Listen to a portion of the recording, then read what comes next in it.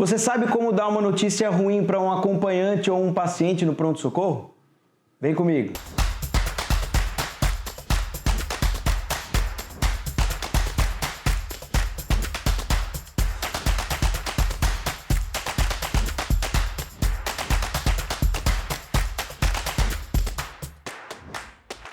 Galera, bem-vindos a mais um vídeo. Hoje nós vamos falar sobre o protocolo Spikes, um protocolo de comunicação de más notícias aos pacientes e acompanhantes, que nem sempre a gente aprende na faculdade, nem todo mundo está acostumado ou familiarizado com ele, né? Esse protocolo ajuda demais quando você precisa dar uma notícia ruim, seja para o paciente ou para o acompanhante. Então vamos lá falar sobre Spikes. O que significa a sigla Spikes? É do inglês, vou pedir perdão aí para o meu inglês que é meio macarrônico. Então, o S de Setup, o P de Perception, I de Invitation, K de Knowledge, E de Emotions e S de Strategy and Summary. Não sei se é assim que fala, galera. Para que serve esse protocolo, afinal de contas? Bom, ele serve para eu comunicar más notícias, como eu falei lá no começo do vídeo.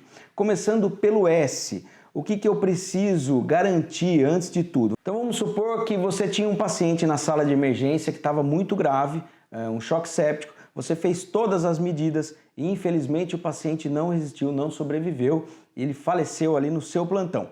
E agora, o que você vai fazer? Você vai chamar os acompanhantes, né? E vamos garantir a comunicação dessa má notícia de uma forma mais suave, né? Mais tranquila. Vamos esclarecer todas as dúvidas. E para isso que serve o protocolo. Começando pelo S, do setup. Setup, né? Vamos preparar o ambiente. Então, eu oriento, né? O que eu costumo dizer é que você precisa de um ambiente tranquilo, um ambiente privado, sem interrupções. Eu já vi, e eu mesmo já fiz isso no começo, colegas, ou como eu disse, eu mesmo já fiz, de dar notícia ali no corredor ou na sala de emergência, o acompanhante não está preparado para aquilo. Então, reserva uma sala tranquila, chama para o seu consultório, garanta que você saiba o nome e o grau de parentesco daquele acompanhante, né? Garanta que você saiba o nome do seu paciente. Parece bizarro, mas muitas vezes ali na loucura a gente acaba tratando o paciente como o paciente da sepse. Não, saiba o nome do paciente. E vamos rever o caso antes de conversar. Por quê? Porque eu preciso saber tirar as dúvidas que o acompanhante com certeza vai trazer para você antes de você conversar com eles, tá? O P de percepção, então eu preciso fazer perguntas que sejam abertas, eu preciso entender como esse paciente ou o acompanhante entendem aquela situação, quais são as dúvidas. Então, por exemplo, é um paciente oncológico, será que a família entende até que ponto aquele paciente tinha proposta de tratamento?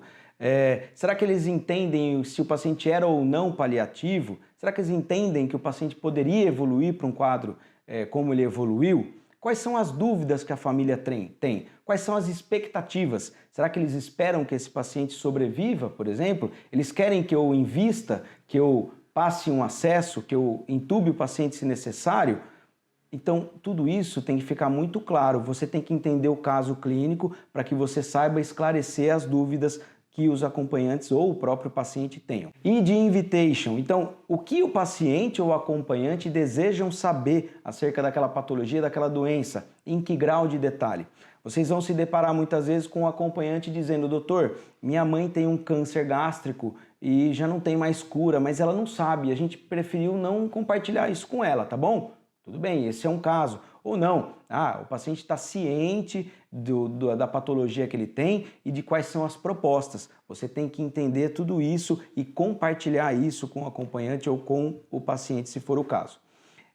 O K de knowledge, de conhecimento, vamos compartilhar a informação de uma forma vagarosa, cuidadosa e progressiva. Então você vai detalhar, né, seja para o paciente ou para a família, qual é o diagnóstico, qual é o prognóstico, qual é o objetivo de cuidado e a proposta terapêutica. Muita atenção à linguagem não verbal, tanto sua quanto do acompanhante ou do paciente, tá? Isso aqui faz parte, galera, de você compartilhar a informação, isso é fundamental. O E de emotions, então vamos acolher as emoções, coloque-se à disposição. Como eu costumo fazer, vou dar um exemplo para vocês, é uma sugestão. Vamos supor que o meu paciente não resistiu e ele faleceu ali na sala de emergência. Eu vou garantir um ambiente tranquilo, vou chamar a família para o meu consultório, vou desligar o telefone, eu não quero interrupções e vou pedir para que a enfermagem ou a equipe me traga algumas garrafas d'água e poltrona, cadeira esteja disponível para que o acompanhante se sinta confortável no meu consultório.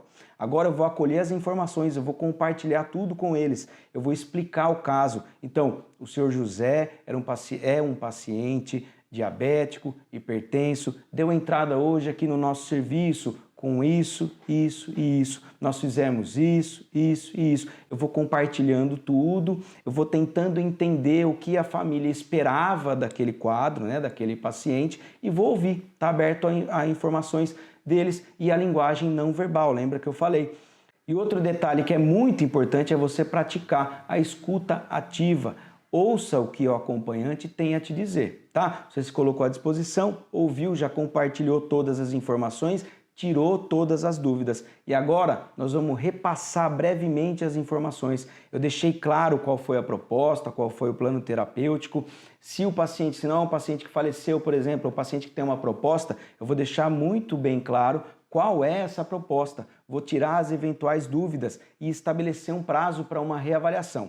Se é um paciente, por exemplo, que você tratou e vai propor a alta, vai fazer o planejamento terapêutico, em quanto tempo nós vamos reavaliar? Com quem ele vai fazer o acompanhamento ambulatorial? Isso tudo tem que ficar muito claro. Então é isso, galera. O que eu queria trazer é que esse protocolo ajuda demais você a fazer a comunicação de más notícias, seja de patologias ou em casos de óbito mesmo.